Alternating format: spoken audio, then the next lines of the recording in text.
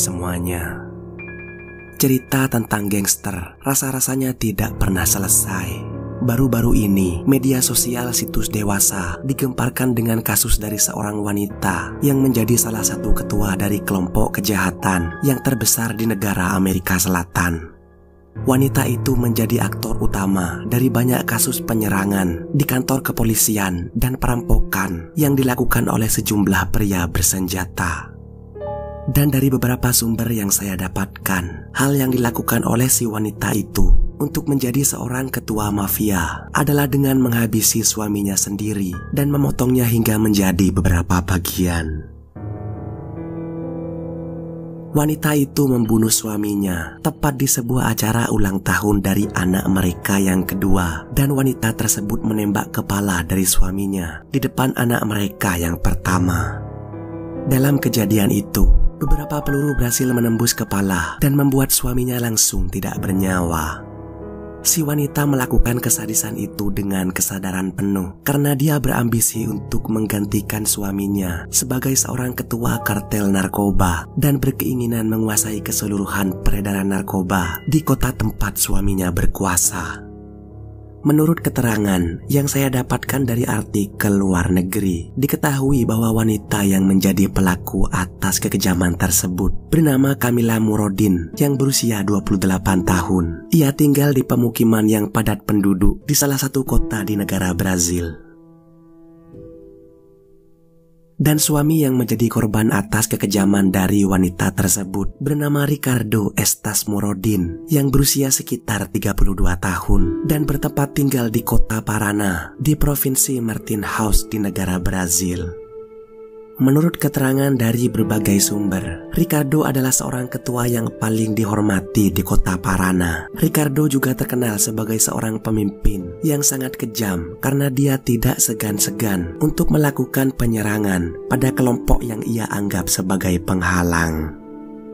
Ricardo akan menyuruh anggotanya untuk menghabisi kelompok itu dan menghancurkan serta membakar markas mereka.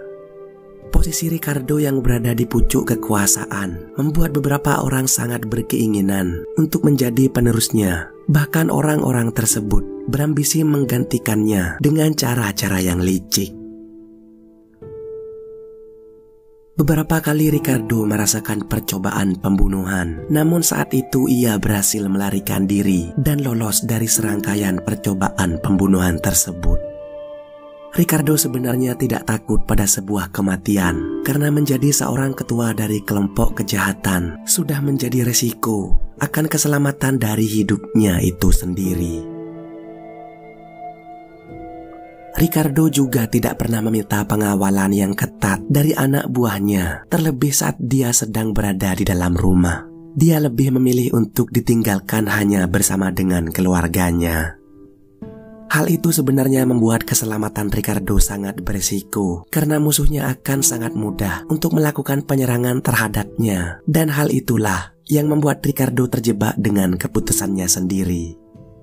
Sebagai seorang pemimpin dari kelompok kejahatan yang besar, keselamatan dari Ricardo menjadi hal yang sangat penting. Namun satu hal yang luput dari pandangan Ricardo adalah musuh rupanya tidak hanya datang dari luar, tetapi juga terdapat dari dalam. Ricardo tidak menyadari bahwa ternyata selama ini dirinya dikhianati oleh istrinya sendiri.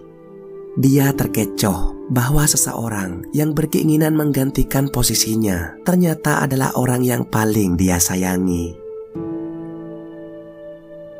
Dan hal itu terbukti dengan rencana jahat dari istrinya pada sebuah acara ulang tahun. Karena dibutakan oleh sebuah kekuasaan, istri dari Ricardo yang bernama Camila itu menyuruh beberapa anggota untuk mengkhianati ketuanya yang paling mereka hormati.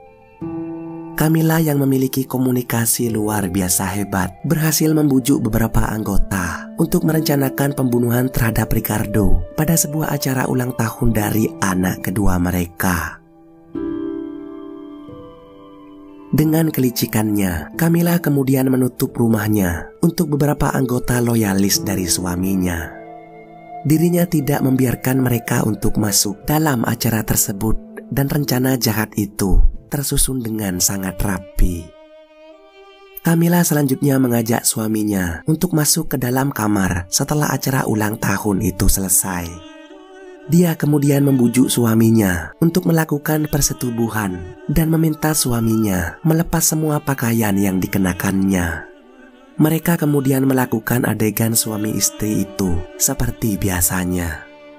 Ricardo bahkan sama sekali tidak curiga dengan apa yang berada di pikiran dari istrinya tersebut. Namun setelah melakukan persetubuhan, Ricardo dikejutkan dengan istrinya yang telah memegang sebuah senjata api dan menodongkannya tepat di kepalanya. Ricardo tidak siap akan penyerangan tersebut, terlebih penyerangan itu dilakukan oleh istrinya sendiri.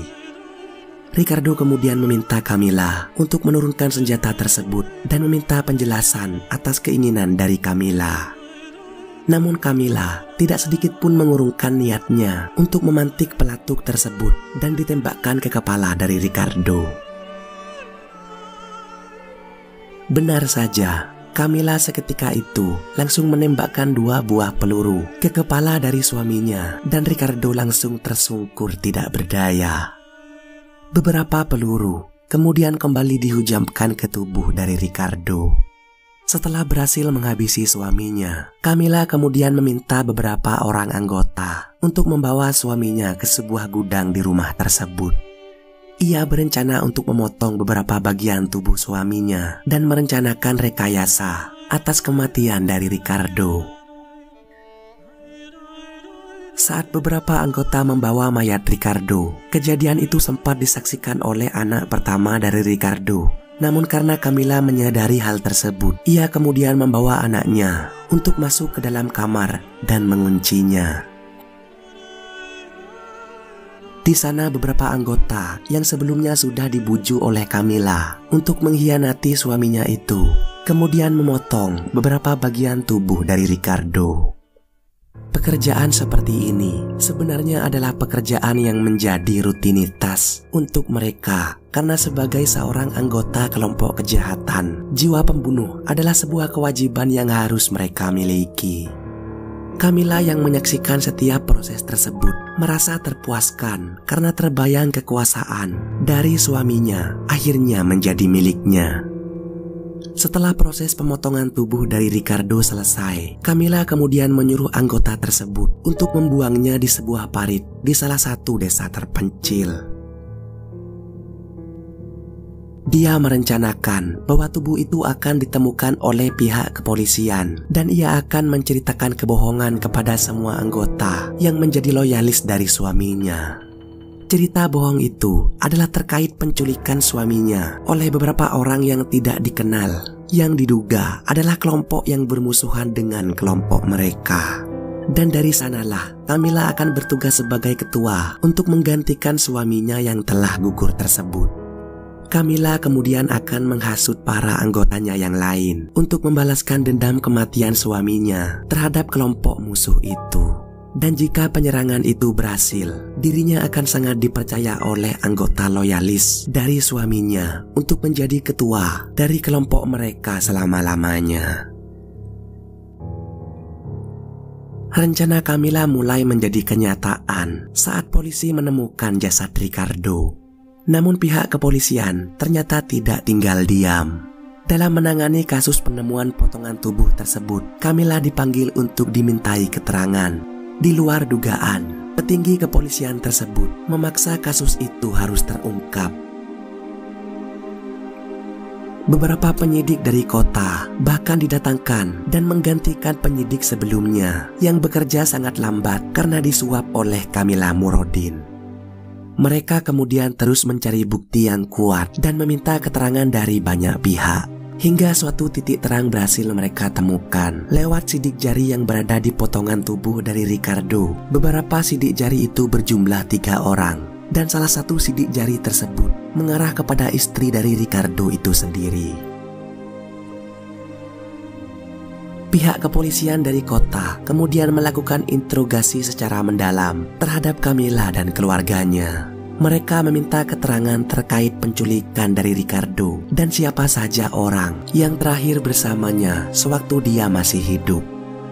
Pihak kepolisian yang belum menyadari bahwa Ricardo dan anggota itu adalah sebuah kelompok kejahatan tentu saja berlagak seperti biasa terkait penanganan kasus tersebut. Mereka bahkan masuk ke dalam markas kelompok itu dan mengolah tempat kejadian perkara. Hingga setelah melakukan serangkaian pemeriksaan, pihak kepolisian akhirnya mengungkapkan bahwa istri dari Ricardo adalah dalang atas kasus kematian tersebut. Saksi kuncinya adalah anak pertama dari Ricardo itu sendiri, yang sempat melihat anak buah dari ayahnya menggotong ayahnya keluar. Dan pihak kepolisian juga memperlebar investigasinya terkait kelompok kejahatan kartel yang menjadi penyebab atas kasus ini terjadi. Mereka menangkap dan menginterogasi Camila hingga beberapa jam dan menemukan fakta bahwa alasan atas pembunuhan tersebut adalah masalah kekuasaan. Pihak kepolisian kemudian meminta bantuan ke pusat untuk menangkap kelompok kejahatan yang bersenjata lengkap tersebut, dan pada akhirnya beberapa anggota kelompok kejahatan kartel terbesar di kota itu berhasil ditangkap. Dari kelompok itu kemudian didakwa 2 kejahatan sekaligus, yaitu terkait kejahatan pendistribusian barang-barang terlarang dan pembunuhan terhadap suami dari Camila. Camila Murodin akhirnya divonis hukuman mati atau hukuman 100 tahun kurungan penjara oleh hukum di negara Brazil.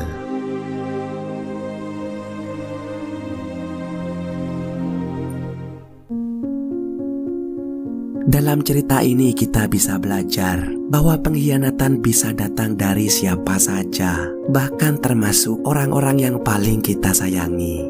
Semoga kita semua dijauhkan dari hal-hal gila semacam ini. Mohon maaf bila ada salah kata. Terima kasih sudah menonton. Ciao, hasta luego.